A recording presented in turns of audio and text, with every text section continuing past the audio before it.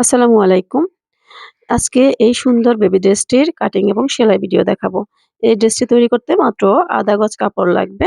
তো এখানে আমি ১/২ গজ কাপড় নেইনি, এখানে আমার টুকরো কাপড় ছিল। তো একটা কাপড়কে ১ম এ একটা ভাঁজ দিয়ে নিয়েছি। অর্থাৎ ১ পাট কাপড়কে একটা ভাঁজ দিয়ে ২ পাট করেছি। এরপর ভাঁজ লাইনের এদিক থেকে আমি ১.৫ ইঞ্চিতে দাগ করেছি। তো আজকের এই জামাটিতে আপনারা দেখতে পেয়েছেন সামনের অংশে পাড়া আছে। তো পাড়া জায়গাতে তো আলগা পট্টি দিয়ে আমরা বোতাম ঘর তৈরি করি। তো এখানে আমি আলগা পট্টি না দিয়ে বোতাম ঘর তৈরি করব। যার জন্য ১.৫ ইঞ্চি কাপড় আমি বাড়তি রেখেছি। ওই ১.৫ ইঞ্চি দাগের মধ্যে আরেকটি পাটকে ২ ভাঁজ করে এখানে বিছিয়ে দিয়েছি। এবার গলার জন্য মাপ নিচ্ছি। গলা এখানে ১.৫ ইঞ্চি নিয়েছি। বড় পাটটি বাদ রেখে আমি ছোট পাটের এখান থেকে ১.৫ ইঞ্চিতে দাগ করেছি। কারণ হচ্ছে বড় পাটটি তো ওইদিকে বটা যাবে, সেজন্য ওটা আমরা হিসাবে ধরব না।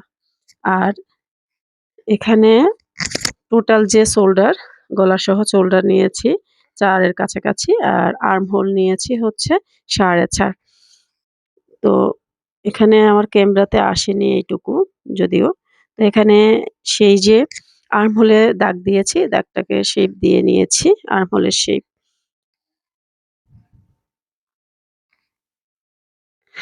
এখানে নিচের দিকে হচ্ছে ৭ ইঞ্চিতে আমি দাগ করছি। বাইরে ১/২ ইঞ্চি বা ১ ইঞ্চি আমরা বাড়তি রাখবো। ৭ ইঞ্চি নিয়েছি ছোট পাটটা থেকে। বড় পাটটা ধরবো না, আগেই বলেছি। বড় পাটে যে দাগ দিয়েছি, ওই দাগের ভেতর থেকে হচ্ছে মাপ হবে। আর এরপরে বডিতেও আমরা ৬ নিয়েছি। ৬ দুগুণে যেটা হচ্ছে ১২, ২৪ বডি নিয়েছি। যেহেতু গরমকাল আমি লুজ নিবো সেজন্য। আর এখানে পেছনের গলার জন্য নিয়েছি ১.৫ আর সামনের গলার জন্য নিয়েছি ৩ অথবা ৩.৫ নেয়া যাবে। ৩.৫ নিলে বেশি হবে, ৩ নিলেই হবে। আর এই ড্রেসটি হচ্ছে ১ বছরের বেবির মাপে। ৬ মাস থেকে ১ বছর যারা আছে তাদের জন্য। তো সামনের গলা এবং পেছনের গলা শেপ দিয়ে নিয়েছি। এরপর শোল্ডারটিকে আমি সমান করে আর্মহোল কেটে নিচ্ছি। এরপর হচ্ছে বডির জন্য তো ৬ নিয়েছি। ২৪ এর ৪ ভাগের ১ ভাগ হচ্ছে ৬, বাড়তি ১ ইঞ্চি রেখেছি। ওই ১ ইঞ্চিতে বাড়তি যে ১ ইঞ্চি নিয়েছি সেখান থেকে কেটে নিয়েছি। নিচের দিকেও একটু শেপ দিয়ে বাঁকা করে কেটে নিয়েছি। এবারে গলা কাটবো। তো আমরা ১ম এই ২ পাট একসাথ করে বড় যে সামনের গলাটি কাটবো না। আগে পেছনের গলা কাটতে হবে, তারপর পেছনের পাট সরিয়ে সামনের গলা কাটতে হবে। যেহেতু আমি পেছনের পাটের উপরে সামনের গলার দাগ দিয়ে ফেলেছি, সেহেতু আমাকে নিচের পাটে আবার হচ্ছে দাগ করতে হবে। তো আমি এই যে আমাদের গলার যে ফুট গলা যেটা, সেখানে সামান্য একটু কাট করে রেখেছি যাতে আমার ২ টি গলাই সমান থাকে, ছোট বড় না হয়ে যায়, অর্থাৎ বেশি কম না হয়ে যায়। তো যেই বড় যেই সামনের সামনের পার্টটিকে আমি শেপ দিয়ে নিয়েছি গলার জন্য। এরপর পেছনের গলা কেটেছি। পেছনের গলা সরিয়ে তারপর সামনের গলা কেটেছি। এই ২ টি পার্ট কখনোই একসাথে কাটা যাবে না। এটা আমাদের খেয়াল রাখতে হবে।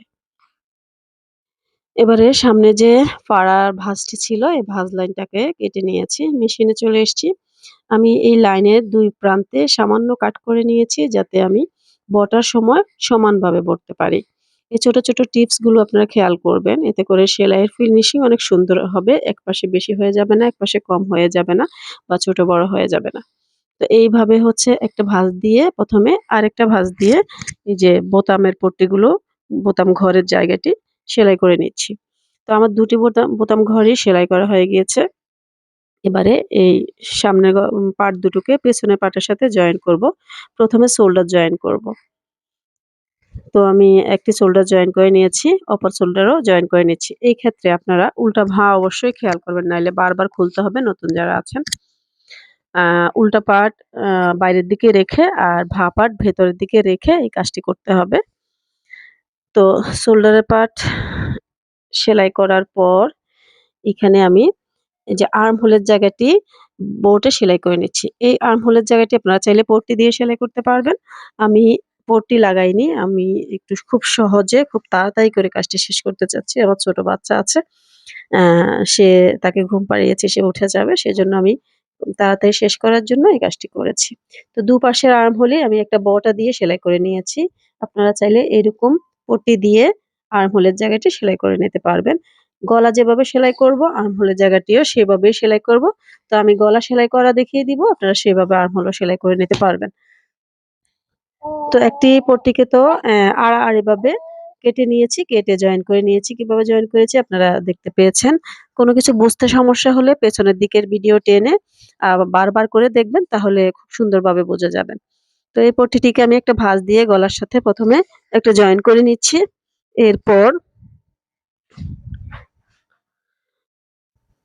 এই প্রান্ত থেকে ও প্রান্ত পর্যন্ত টোটাল গলাটির মধ্যে আমি পট্টিটিকে লাগিয়ে নিচ্ছি।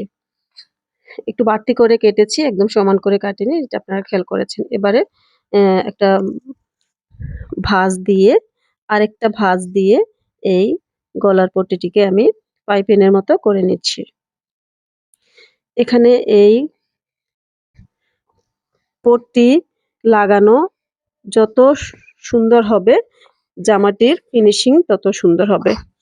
তো আমরা জামার ফিনিশিং সুন্দর করতে চাইলে এম এ একটু ধৈর্য ধরে এই পট্টিটা লাগাবো। তাহলে আমাদের কাজটি সুন্দর হবে।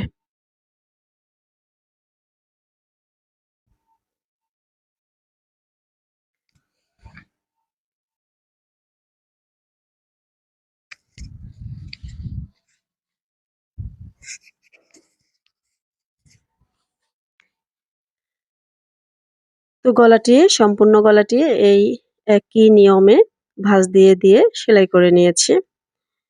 গলার কাজ শেষ, আর্মহোলের কাজ শেষ।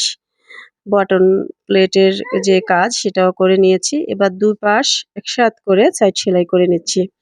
সাইড সেলাই করার আগে অবশ্যই বডিটা মেপে নিতে হবে। আমাদের যার যতটুকু বডিতে প্রয়োজন ততটুকু রেখে বাকিটা আমরা সেলাইয়ের ভিতরে দিয়ে দিব। তো আমার তো মাপ করা আছে, সেজন্য আমার একটা আন্দাজ আছে, সেজন্য আমি আর মেপে দেখাইনি। তবে আপনারা অবশ্যই মেপে তারপরে নিবেন কাস্টমারের জন্য যদি সেলাই করেন। কথা বলতে ২ পাশ সেলাই করে নিয়েছি। এবারে নিচের অংশ একটা বটা দিয়ে সেলাই করছি। এক্ষেত্রে নিচের অংশ চাইলে আপনারা লেস দিয়ে কাজ করে দিতে পারেন, লেস লাগিয়ে দিতে পারেন, অথবা মোটা করে কাপড় বেশি লাগলে রাখলে আরকি মোটা করে সেলাই করে দিতে পারেন।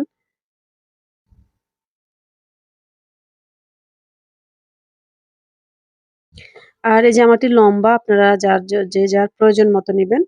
এটা আমি হচ্ছে ১৫ ইঞ্চি নিয়েছি। ১৫ ইঞ্চি থেকে বটা যায়ে আমার ১৩ ইঞ্চির মতো টিকবে। তো সেলাই হয়ে গিয়েছে। ভিডিওটি ভালো লাগলে লাইক করে দিবেন, কমেন্টস করবেন, শেয়ার করবেন আর আমার চ্যানেলটিকে সাবস্ক্রাইব করে নিবেন। আর অবশ্যই পরানোর আগে বোতাম ঘর করে বোতাম লাগিয়ে নিতে হবে। না হলে কিন্তু জামাটি পরানো যাবে না। আশা করি বুঝতে পেরেছেন। আল্লাহ হাফেজ আজকের জন্য।